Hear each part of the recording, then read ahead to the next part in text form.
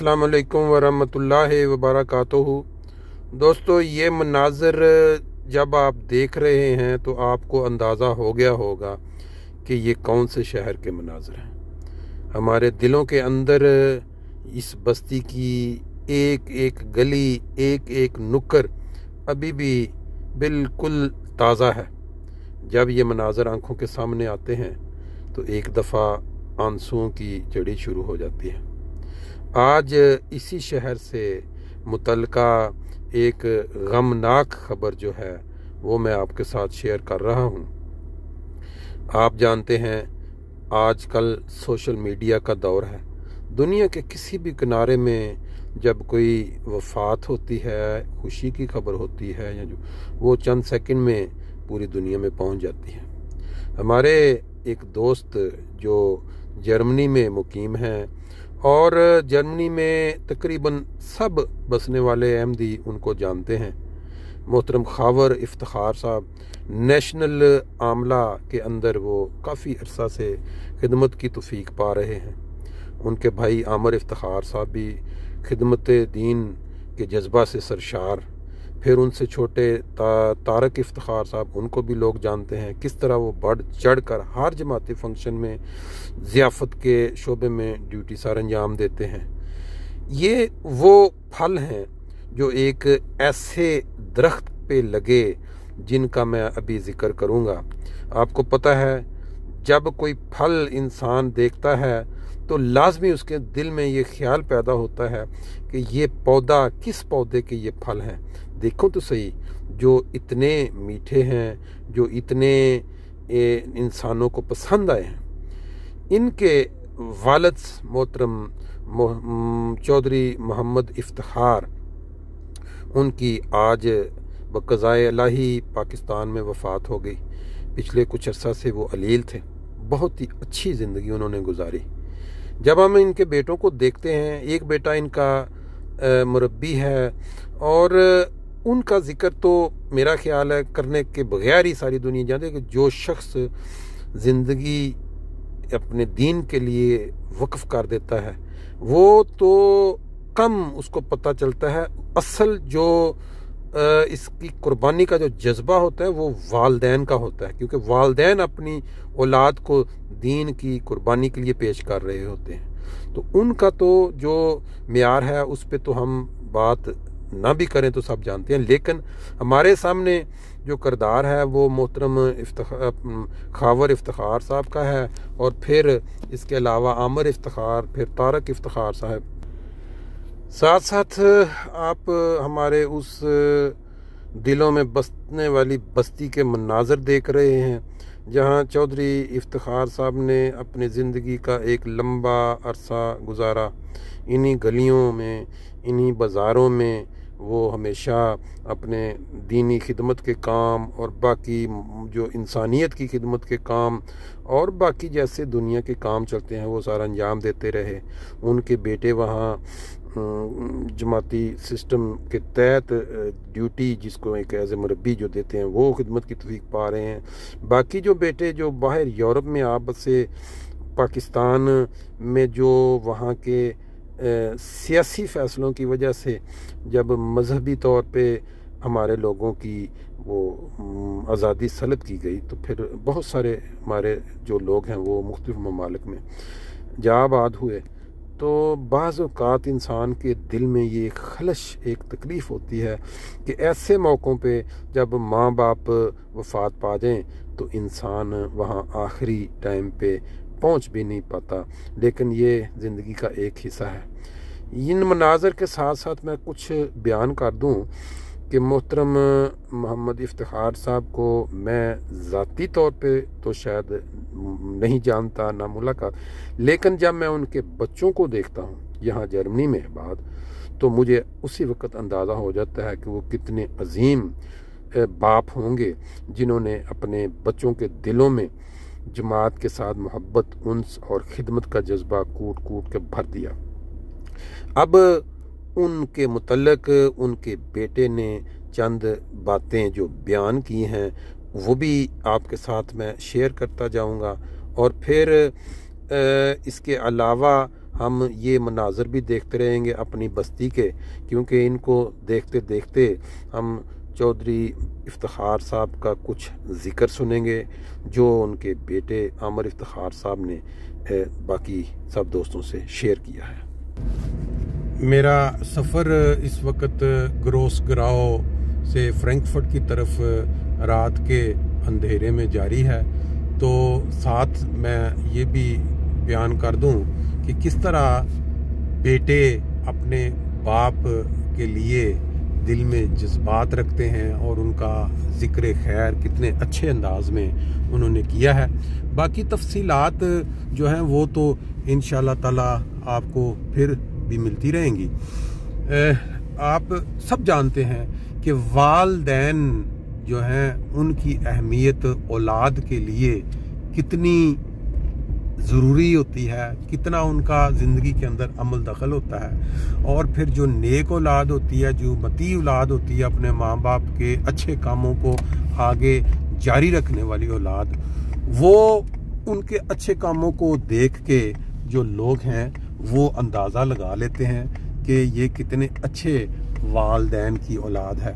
हमने जर्नी में जब भी खावर इफ्तिखार साहब को या आमिर इफ्तिखार साहब, तारक इफ्तिखार साहब को देखा ड्यूटियों पे, जमाती कामों पे, वकार अमल हो गया या बाकी समाजी या आम इंसानियत की खिदमत के लिए, तो रश्क आता है कि उनके जो वालिद साहब हैं उन्होंने किस तरह उनकी तरबियत की होगी, ना सिर्फ बेटों की बल्कि अपनी बेटियों की भी। ये जो खूबी है ये आपको हर इंसान में नज़र नहीं आती।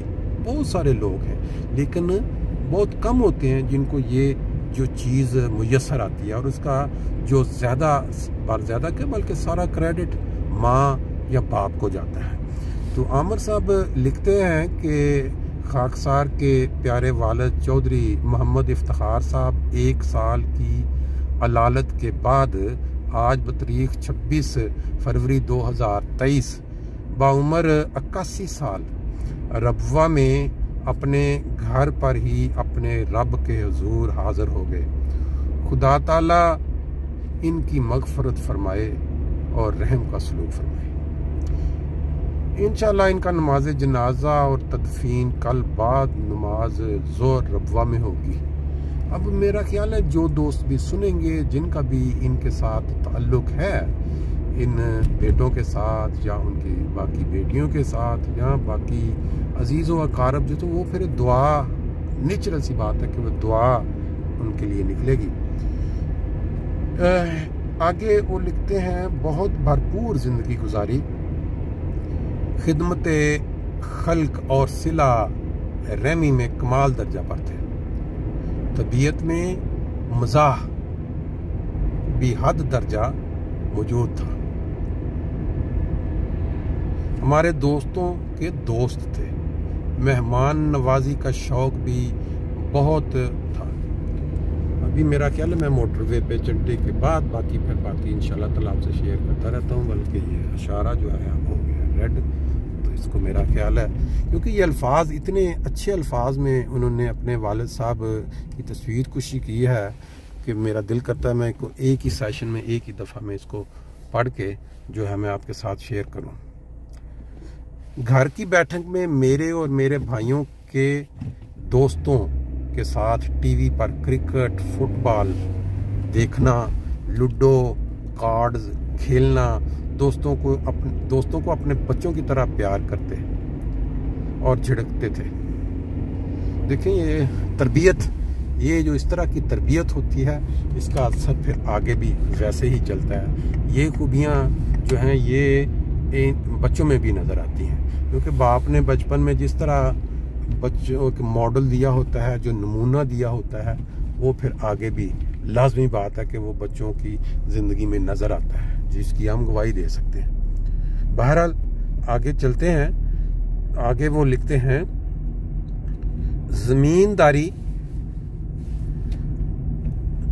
ज़मींदारी की वजह से जहां भी रहे वहां के गांव के मरीजों का एलोपैथी और होम्योपैथी अद्वियात से इलाज करने में मगन रहते।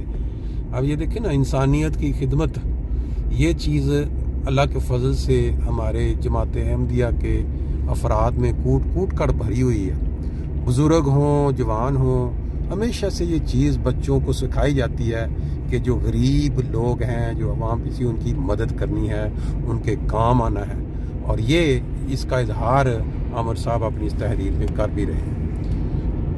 फिर उनका आगे लिखते हैं, लिखने पढ़ने का ज़ौक़ रखते थे, कैलीग्राफी में वक़्त गुजारना और शायरी का शौक़ भी रखते थे। उनका कलाम एक किताब दर्द निहा की शक्ल में मौजूद है। अच्छा, अब ये देखें, ये चीज़ जो है शायरी, ये आगे आमिर इफ्तिखार साहब में भी चली है और वो भी यहाँ जर्मनी में अपनी शायरी के साथ काफ़ी मारूफ है। फिर लिखते हैं कि नरम दिल के मालिक थे। अब ये नरम दिल के मालिक, ये जो खूबी है, ये ऐसी खूबी है कि इंसान जब किसी दूसरे इंसान को तकलीफ़ में देखता है, जैसे ये कुदरती आफात हो गई है। अब खावर इफ्तिखार साहब को जब से ह्यूमैनिटी फर्स्ट में खिदमत की तौफीक मिल रही है, बारहा उनसे जिक्र होता है, तो उनका दिल पसीज जाता है जब भी अक्सर वो खिदमत इंसानियत के लिए अपनी काम से एक्स्ट्रा छुट्टी लेके पहुँचे होते हैं। बहरहाल ये खूबियाँ वो हैं जो बयान हो रही हैं और उनकी औलाद में आगे झलकती नज़र आती हैं। उसके बाद फिर वो आगे लिखते हैं कि जितनी जल्दी गुस्सा में आते, उसी कदर जल्द एक शफीक इंसान में ढल जाते हैं। घर में बेटियों की इज्जत और कदर को हर आन कायम करने का नमूना थे। खानदान और खानदान से बाहर हर खुशी गमी के मौका पर बेहतरीन ऑर्गेनाइजर थे। छोटे बहन भाइयों और छोटे कज़न्स और फिर उनकी औलादों की शादियों पर इंतज़ामात में दिन रात एक करके बेहतरीन नताइज सामने लाते थे। ये वो खूबियाँ हैं जिसकी हम गवाही दे सकते हैं कि वाकई उनकी औलाद में भी आगे नज़र आती है। तीनों भाइयों को आप देख लें, ऑर्गेनाइजिंग कोई प्रोग्राम, उसमें बेहतरीन मिसाल है। बहुत सारी बातें हैं जो आज याद आ रही हैं मगर फिर कभी बयान होंगी। अगर वो कर देते तो चले, लोगों तक उनकी जो खूबियां हैं वो इसी जिक्र में पहुंच जाती। बहरहाल हमारा सफ़र इस अंधेरे में जारी है। ये मोटरवे 67 जो ग्रोसगेराओ से फ्रैंकफर्ट की तरफ जाती है, उस पर मेरे दिल में ये एक खलश थी कि हस्बे मामूल जिस तरह बाकी बुज़ुर्गों का, जवानों का ज़िक्र खैर दुआ की गरज से होता है, तो ये जो तीनों भाई जिनको हम जानते हैं, उनके वालिद साहब चौधरी मोहम्मद इफ्तिखार साहब का ज़िक्र भी हो जाए, ताकि जो भी लोग सुने उनको पता चले कि वो किस पाए के इंसान थे। एक बहुत बड़ा खला अपने ख़ानदान के लिए या जमात में वो छोड़कर अल्लाह के हजूर हाज़िर हो गए हैं। एक वाक़या मैं यहाँ बयान करता चलूँ कि आमिर साहब लिखते हैं कि 2-3 माह कबल मेरी छोटी बहन जर्मनी से उनके पास 1 माह के लिए रही, तो एक दिन पूछा आज तारीख क्या है। बहन ने उस दिन की तारीख बताई जो 26 के बाद की थी, यानी 26 तारीख महीने की उसके बाद की थी। कहने लगे बात अगले महीने पे पड़ गई है। बहन ने इसका मतलब पूछा तो बोले अब अगले महीने की 26 तक इंतज़ार करना पड़ेगा मरने का। और आज 26 तारीख को ही खुदा ने उन्हें अपने पास बुला लिया। ये वाक़या जब इंसान सुनता है और गवाही देखता है बेटे की, तो वाकई इंसान दंग रह जाता है कि खुदा ताला जो अपने उसके बुज़ुर्ग होते हैं, नेक बंदे होते हैं, उनको जाने का टाइम या उसकी शबीह या किसी रंग में कोई इशारा दे देता है। ये 26 तारीख अगर उन्होंने अपनी बेटी से जिक्र किया है तो 26 को ही उनकी वफ़ात हुई है। ये सेम इस तरह का एक वाक़या मुझे तासीर साहब, शायद तासीर साहब ने अपने वालिद के मुतल्लिक़ भी बयान किया जब उनकी वफ़ात हुई इंग्लैंड में, कि फ़लाँ तारीख को कोरोना ख़त्म हो, कोई इस हवाले से था, तो उस तारीख को उनकी वफ़ात हुई। बहरहाल जो हमारे बुज़ुर्ग हैं वो, उनके साथ बाज़ ऐसी बातें मिलते हैं जिससे अंदाज़ा होता है कि वो कितना उनका खुदा ताला के साथ ज़िंदा ताल्लुक़ था।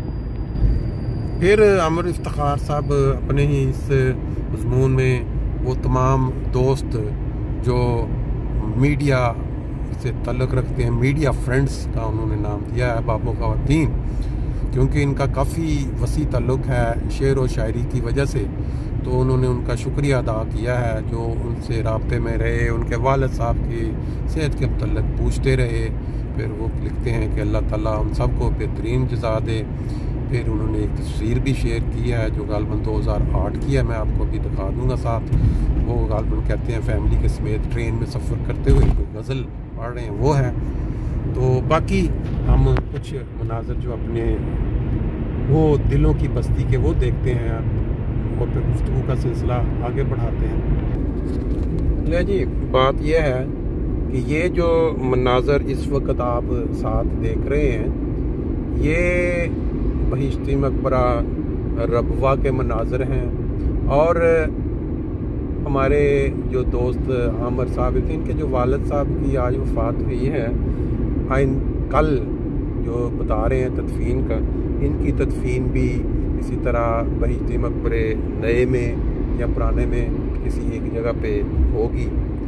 बहिश्ती मकबरे में तदफीन सब दोस्त जानते हैं, वो खुशकिस्मत लोग जिनकी वसीयत हुई होती है, यानी अपनी ज़िंदगी में वो जायदाद का या अपनी आमदनी का 1/10 हिस्सा जो है वो लिखवा के अदा करके जाते हैं।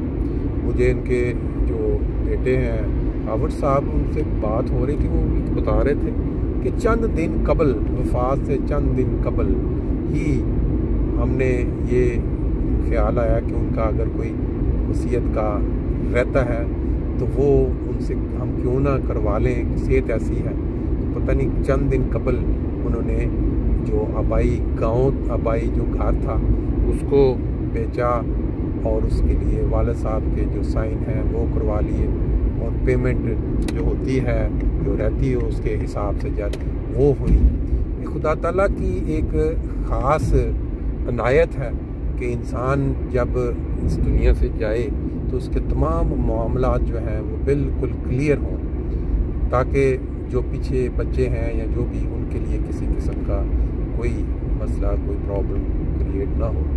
बहरहाल ये इंसान, हर इंसान वो जो मूसी है, खुदा बेहतर जानता है कि उसको जन्नत में किस मुकाम पे कितना बुलंद मर्तबा जो है अता होगा। लेकिन एक चीज़ क्लियर है कि जिसने भी वसीयत कराई है उसकी ज़िंदगी में नुमायाँ तब्दीली नज़र आई है। खुदा ताला के जो इनामात हैं वो नुमायाँ नज़र आए हैं। ले जी दोस्तों, हमारा जो सफ़र ग्रोसगांव से मोटरवे 67 पे शुरू हुआ, फिर 3 नंबर से होता हुआ फिर 5 नंबर मोटरवे पे चढ़ चुके हैं हम, और फिर हमारा जो अंजाम, जो आखिर जो मंजिल है वो फ्रैंकफर्ट। इंसानी जो ज़िंदगी है ये भी एक सफ़र की मानद है। बहुत सारी मिसालें इसकी मिलती हैं। इंसान एक ज़िंदगी की ट्रेन में सवार होता है, टिकट खुदा ताला उसकी काट देता है बैठाते वक्त कि फ़लाँ स्टेशन। हर इंसान के लिए एक जो आखिरी दिन यानी मौत का जो स्टेशन है वो खुदा ताला ने उसकी टिकट के अंदर लिख दिया होता है। सफ़र जारी रहता है, इंसान एक दिन अपने आखिरी स्टॉप पे उतर जाता है। हम अक्सर व बेशतर ये नज़ारे देखते हैं, सफरी नज़ारे कभी देख रहे होते हैं, कभी सुबह सैर के नज़ारे देख रहे होते हैं। बेसिकली जो एक मैसेज होता है पहुँचाना कि इंसान अपनी ज़िंदगी का जायज़ा लेता रहे, हर वक्त गौर करता रहे। ये जो रिश्ते हैं ना, अल्लाह ताला ने जितने भी रिश्ते इंसानी ज़िंदगी में रख दिए हैं, उनकी जो कदर है, उनके जो हक़ है, वो अगर इंसान सही मानों में इस्लामी तालीम के मुताबिक, नबी पाक सल्लल्लाहु अलैहि वसल्लम की उसवा के मुताबिक पासदारी करे तो ये मसाइल दुनिया के ख़त्म हो जाए। बहुत सारे लोग ऐसे बनावटी मसाइल का शिकार हैं। मियाँ बीवी का रिश्ता ले लें, कज़नों का ले लें, बहन भाइयों का ले लें, एंड पे आके माल की हवस जो है वही रिज़ल्ट निकलता है। बहुत सारे रिश्ते जो हैं वो आके ख़राब होते हैं माल की हवस में। एक जो ज़्यादा बढ़ाने की जो हवस होती है, एक दूसरे का माल खाना, एक दूसरे के को गस्ब करने, फिर ये है कि छोटी छोटी बातों पे नाराज़गियाँ पाल लेना, दिलों में बिठा लेना, माफ़ करने की तरफ कतन जाना ही नहीं। कि आखिरी वक्त इंसान खा जाता है, उस वक्त भी उसको दिल के अंदर यही रहता है कि मैं फ़लाने बंदे को यूँ सबक सिखा दूँ, या मैं फ़लाने से इस तरह से बदला ले लूँ, बेशक वो कोई रिश्ता हो। ये अगर इंसान के दिल में खौफ खुदा पैदा हो जाए कि मैंने किसी का माल नहीं खाना, किसी के साथ ज़्यादती नहीं करनी, अगर मैंने किसी के साथ एक वादा कर लिया है, एक चीज़ इंसान के साथ असूल बना लिया, फिर मैंने चाहे जो मर्ज़ी हो जाए उस पर कायम रहना है। बेशक मुझे उसमें नुकसान भी, फिर मेरा नहीं ख्याल कि दुनिया में जो मसाइल हैं, जो लोग टेंशनों के मारे हुए हैं, ये इसी तरह रहे, ये ख़त्म हो जाएंगे। बहरहाल हमारा सफ़र जारी है और हम इंशाअल्लाह ताला इस तरह हमारे जो बुज़ुर्ग हैं या हमारे जवान हैं या जो भी उनके लिए दुआ की गरज से इस तरह का जो ज़िक्र है जिसमें कुछ मैसेज हो, कुछ सबक हो, आइंदा भी दोस्तों के साथ शेयर करते रहेंगे। सरेदस्त इस वक्त हम उन मनाज़र के साथ जो कि हमारी ज़िंदगियों में बहुत अहमियत रखते हैं। हर इंसान ने एक दिन इस मुकाम पे पहुंचना है। इनको ज़हन में रख के इस दुआ के साथ कि अल्लाह ताला मोहतरम चौधरी इफ्तिखार अहमद साहब को जन्नतुल फरदौस में बुलंद मुकाम से नवाजे, और उनके जो भी पीछे अजीज़ व अकारब, ख़ास तौर पे पहले औलाद, फिर उनके रिश्तेदार, जानने वाले, दोस्त बाप, सबको सब्र जमील